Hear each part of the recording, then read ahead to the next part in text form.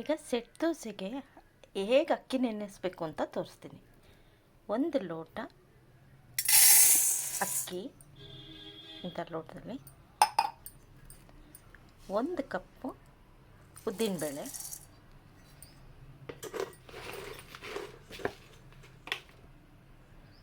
1 ಕಪ್ಪು ಅವಲಕ್ಕಿ. ಇದಿಷ್ಟು ಚೆನ್ನಾಗಿ ತೊಳೆದು ಬೆಳಗ್ಗಿಂದ ನೆನೆಸಿ ರಾತ್ರಿ ರುಬ್ಬಿಡಬೇಕು.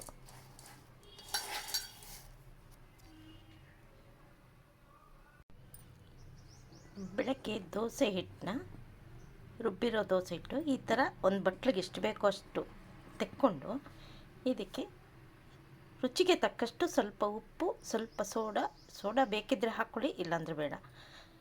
ಸ್ವಲ್ಪ 1 ಸ್ಪೂನ್ ಸಕ್ಕರೆ, 2 ಸ್ಪೂನಷ್ಟು ನೀರು ಹಾಕಿ ಕಲಸಿ ಇಟ್ಬಿಟ್ಟು ಇದನ್ನು ದೋಸೆ ಹಾಕಿ, ಹೆಂಚ ಮೇಲೆ ಎಣ್ಣೆ ಬಳಿದಂಗೆ ದೋಸೆ ಹಾಕಿ, ದೋಸೆ ಆದಮೇಲೆ ಎಣ್ಣೆ ಹಾಕಿ ತುಂಬ ಚೆನ್ನಾಗಿ ಬರುತ್ತೆ.